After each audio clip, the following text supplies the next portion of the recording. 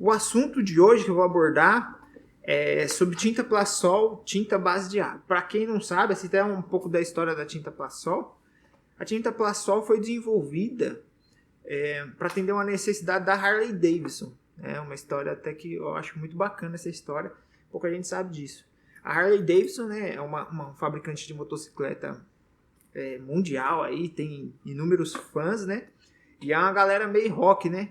E aí a Harley queria fazer camisetas pretas, mas queria um padrão de qualidade muito alto. E aí acabaram que, como é uma empresa gigantesca, houve todo um trabalho para desenvolver uma tinta específica ali, para que atendesse a necessidade, tivesse estampas com cores vivas e que cobrisse o preto com facilidade, né? Que chegasse num resultado bem bacana ali das cores que eles queriam. E aí foi desenvolvida a tinta Plasol. A tinta Plasol no começo era uma tinta horrível para trabalhar. Quando ela veio para o Brasil também era uma tinta muito ruim, mas hoje já é totalmente diferente. Hoje é uma tinta muito boa de trabalhar. Eu não tenho grandes dificuldades, mas o mercado ali ainda não aceitou assim com facilidade. Por ter algumas coisas diferentes da tinta base d'água, os estampadores ali não quiseram não seria se adaptar, não quiseram buscar o conhecimento ali para conseguir tirar o máximo daquela tinta. Tem algumas coisas que são diferentes e algumas dificuldades, claro, mas tem facilidades também. E aí o pessoal não conseguiu fazer essa transição. Aí acabou que não pegou muito assim no Brasil aqui de início. Então, é isso sobre a tinta Plastisol. Né? Tipo assim, essa história é um pouco legal aí da Harley Davidson, a necessidade dela. Mas qual que é a principal diferença, né, da tinta Plasol e a tinta base d'água? Primeiro, a base. A tinta que tinha base d'água, ela é diluída com água, assim, né? A base dela ali é água. A tinta Plasol, a base dela é PVC. É que assim, a tinta base d'água é uma resina acrílica, né, que é dissolvida em água. E a tinta Plasol, a base dela é PVC, e o que a gente usa para diluir ela, né, para ela baixar a viscosidade dela, é um óleo, na verdade, né? Então não há água nela, né? Por isso que ela não seca, porque o óleo não seca. Se deixar ali o óleo ali 3 horas ali em cima da mesa, ele não vai secar, né? Aí agora a água já seca, né? Ela evapora. Agora a tinta base d'água, o pessoal gosta justamente por causa disso. A secagem, a gente fala secagem ao ar. Então a primeira característica que o pessoal já se complica nas duas é isso. Porque a gente pode estampar a tinta base d'água até sem nenhum equipamento para forçar a secagem, né? Tem gente que tem bastante espaço de mesa ou berço, estampa a tinta base d'água, consegue aplicar uma segunda demão quando tem muita peça para estampar. Já vi até gente que pendura no varal. Então não tem muita dificuldade. A maioria dos fabricantes pede 72 horas para secagem. Na verdade, para a cura da tinta, eu vou explicar também um pouco sobre cura, o que tem a ver. Mas a secagem total da tinta demoraria só 72 horas, desde que ela tenha ali a ventilação, né? Tem isso que muito estampador não toma esse cuidado aí. A tinta Plasol, como eu falei, ela não seca. Ela, para conseguir secar, na serigrafia a gente tem 2 processos de secagem. A gente chama de pré-secagem e cura, né? Então ela nem a pré-secagem é possível fazer, ela não sem equipamento, e nem a cura também. O Plasol precisa, tanto no equipamento, na verdade a gente precisa forçar a secagem, né? Porque o Plasol ele só vai secar ou curar com temperatura alta, né? Quando a gente fala alta, aí a gente tem que estar falando acima de 150 graus. E já a tinta base d'água não necessariamente, apesar da gente acabar para produção também forçar a secagem da tinta base de água, mas ela não necessariamente precisa disso. Já o Plasol é necessário. Aí até para falar sobre equipamento, que o Nilo Bruno perguntou aí pra gente, então o Plasol precisa ter o equipamento correto, certo? Eu vou falar um pouco sobre pré-secagem e depois sobre cura. Então, cura, que a gente chama de cura, é o processo total de secagem. Por exemplo, não é só tinta.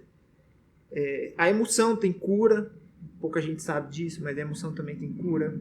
Concreto tem cura. Quem já bateu uma laje aí já ouviu falar que tem que ficar escorada a laje durante 30 dias, 28 dias e tal. É para um processo de cura. O que é o processo de cura, por exemplo, no concreto? existem reações químicas ali trabalhando no concreto até 28 dias. É por isso que a gente fala que o total seria 28 dias.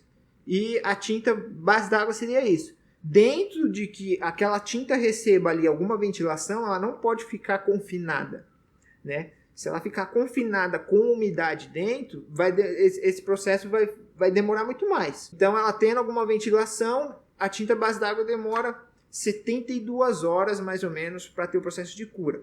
A gente fala de secagem ao ar, mas também tem tinta base de água que a gente chama de cura em estufa, que ela também precisa, né, de estufa para curar. Agora, quanto ao Plastisol, o processo de cura do Plastisol, a secagem total, realmente precisa garantir que toda a estampa do Plastisol chegue na temperatura em torno de 160, 170 graus.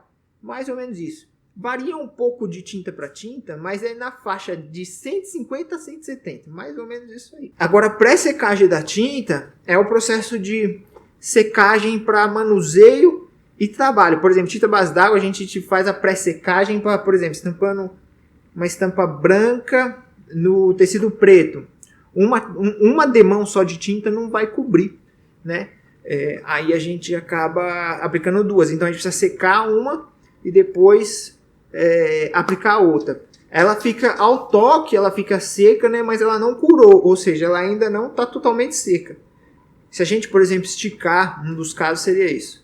Se a gente esticar a estampa racha, que ela, como não curou, a elasticidade ainda ela não tem, né, da tinta. Então seria isso. A pré-secagem é para manuseio, por exemplo, colocar uma peça em cima da outra, tirar de um lugar e levar para o outro, e ela não borra, porque ela está seca ali, assim, ao toque, né? Mas isso a gente chama de pré-secagem. Cura seria a secagem total da tinta, o processo total de secagem dela, entendeu? Acho que ficou claro aí para todo mundo o que é cura e pré-secagem. Ficou claro aí, pessoal? Dá um joinha. O Plastisol, o pessoal teve um pouco de rejeição por causa disso. Como a gente tem que forçar, né, a secagem, pré-secagem e cura, acabou que o pessoal meio que rejeitou. O Plastisol lá atrás, há uns 15 anos, 20 anos atrás, era uma tinta muito dura de trabalhar. E tem gente que acaba achando ainda ela um pouco dura, mas tem alguns macetes para melhorar ela, né? Primeiro, você tem que agitar ela. Se ela fica muito tempo parada, como ela é um óleo, a tinta fica mais dura. Aí você mexe com a espátula mesmo, ela automaticamente vai amolecer. Sem você diluir, sem nada. Só mexer mesmo, entendeu? Isso ajuda muito. E isso já vai deixar a tinta ali bem melhor para você trabalhar. E aí o pessoal rejeitou por causa dessa questão da secagem. Então, pré-secagem, o ideal é você fazer com ou soprador, dá para fazer a pré-secagem, ou flash cure. Seriam os dois equipamentos aí. Existe um tipo também que não é muito usual, mas dá para usar, que é um queimador a gás. O pessoal usa também. Onde, sei lá, a energia fica cara, não sei. Mas funciona. O que a gente tem que pôr na cabeça é o quê? Não importa a maneira que você vai fazer, o importante é chegar na temperatura, tá? E aí a gente, quando a gente fala do processo de serigrafia industrial ali, que a gente vai fazer algo repetido, a gente tem que ter mais atenção ali de garantir que aquele processo ali funcione em toda a área da estampa, chegando na temperatura correta. Aí seria isso. Então, é soprador, flash cure e o queimador, o que é usado aí para secagem, pré-secagem do Plastisol. Também é usado para pré-secagem da tinta base d'água. Agora, para cura total do Plastisol, a gente tem 2 meios. Vamos lá. Primeiro, eu falei, o Plastisol, uma dúvida muito é sobre secagem. Cura do Plastisol, né? O pessoal fala, pô, para trabalhar com Plastisol você tem que ter estufa, não é isso? Acho que a maioria, todo mundo fala isso aí, você tem que ter estufa e tal, o fabricante fala que é só estufa. Cara, o que acontece? O fabricante fala que tem que ter estufa porque é o equipamento que vai ter menos margem de erro para você curar o Plastisol. Por quê? Porque, em teoria ali, é o equipamento que vai minimizar a chance de erro da temperatura da estampa total chegar em 170 graus, 160 graus, entendeu? Porém, é o que eu sempre falo, é o seguinte, a estufa em si, se ela não estiver regulada, vai dar problema na sua estampa, porque o que cura o plasol não é a estufa, sim a temperatura. É isso que a gente tem que ficar ligado, né? Não é o equipamento em si, é o que o equipamento proporciona. Só que se ele estiver desregulado, ele não vai atingir o objetivo. Já teve trabalho que foi curado em estufa e deu problema. Por que deu problema? O equipamento estava desregulado, ou quem manuseou o equipamento não sabia bem o que estava fazendo, vamos pôr assim. Hoje a gente tem estufa de gaveta e as estufas de esteira. A estufa de esteira, por exemplo, se você põe a estufa lá 170 graus e põe a esteira para correr, não dá tempo da estampa chegar nessa temperatura. Hoje tem uns... Pessoal, hoje é mais fácil, antigamente era mais difícil. Hoje tem até uns termômetros a laser, aí você pode, por exemplo, na hora que sair da estufa, ver a temperatura que a estampa está saindo. Tem que estar saindo a 170 graus, entendeu? Porque se você passar por ela muito rápido na esteira ali, pode ser que ela saia com 150, 140 graus, entendeu? Por mais que a estufa lá dentro tá 170, o período que ela ficou dentro da estufa não foi o suficiente para a estampa chegar naquela temperatura. Então é isso que tem que ficar atento, entendeu? Não é o equipamento só que vai fazer. Ele está bem regulado e o objetivo do equipamento é isso, a estampa chegar na temperatura correta que você vai regular ali. Mas um outro equipamento que dá para curar plasol, muito eficiente também, é a prensa, né?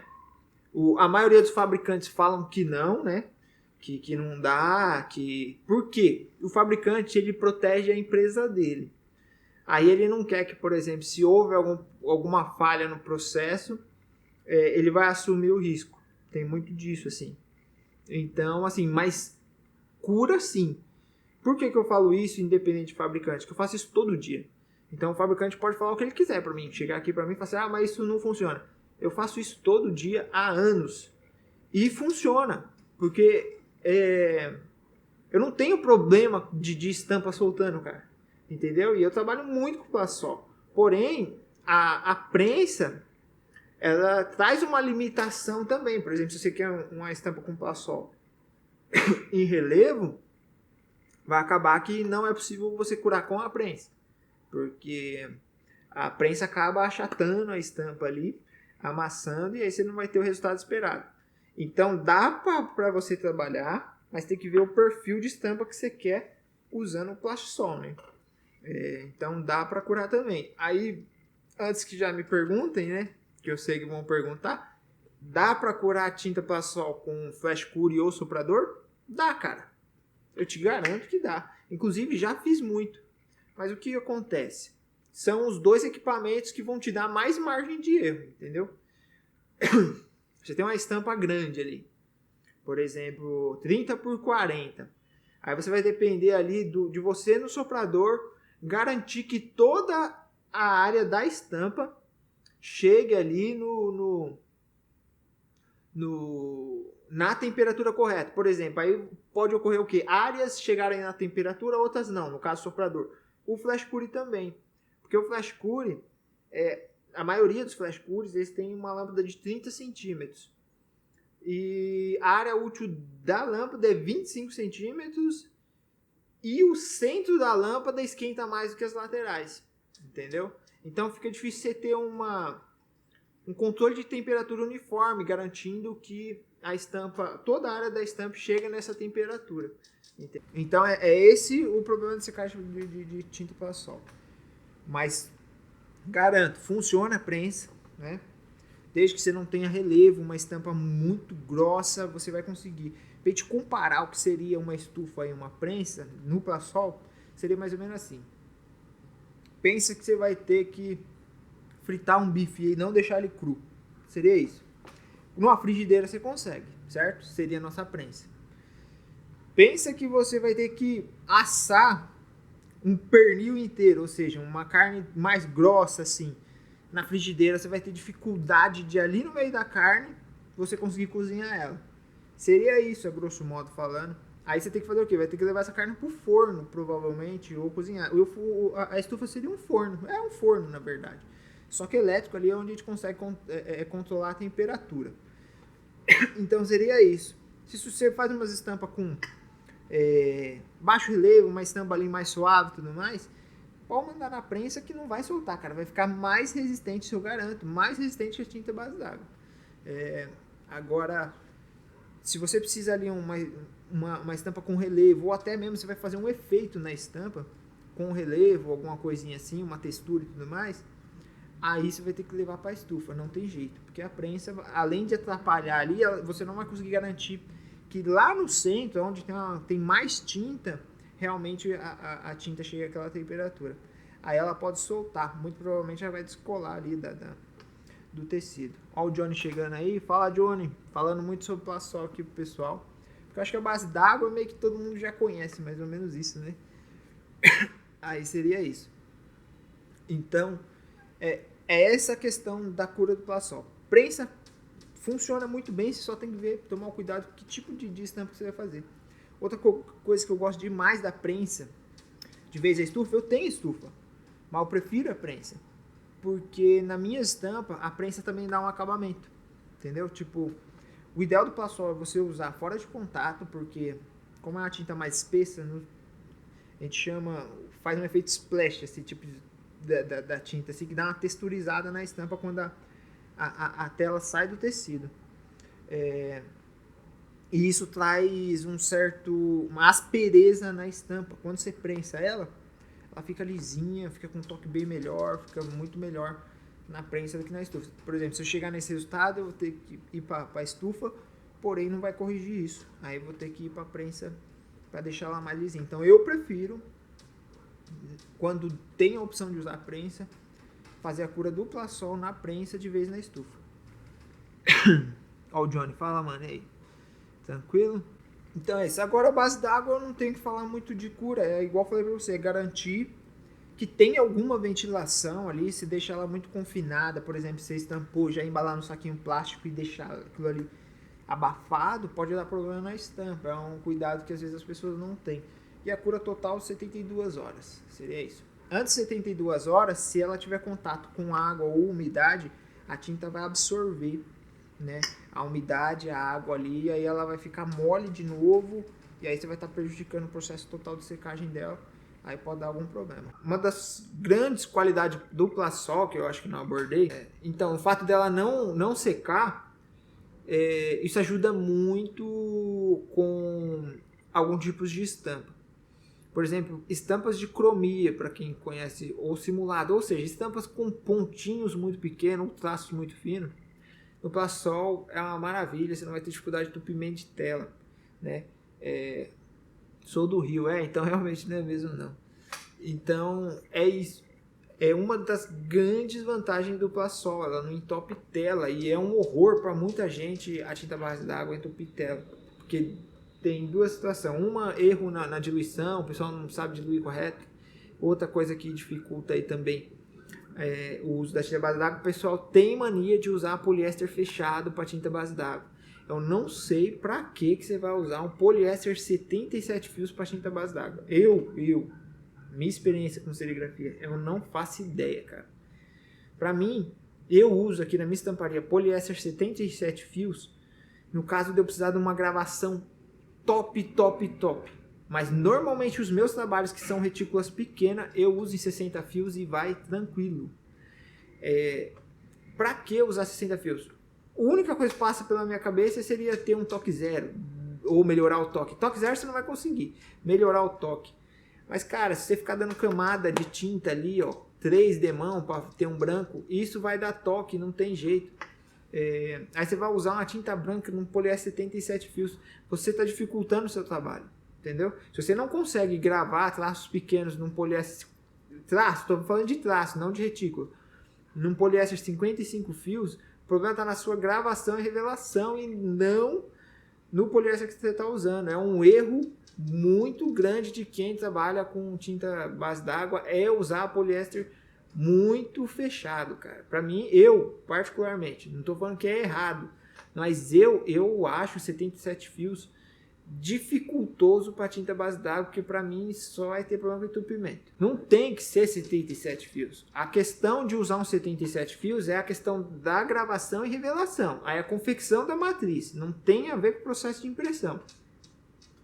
Se você conseguiu revelar as retículas bonitinha, certinha lá, num poliéster 55 fios, não tem por que você usar 77, entendeu?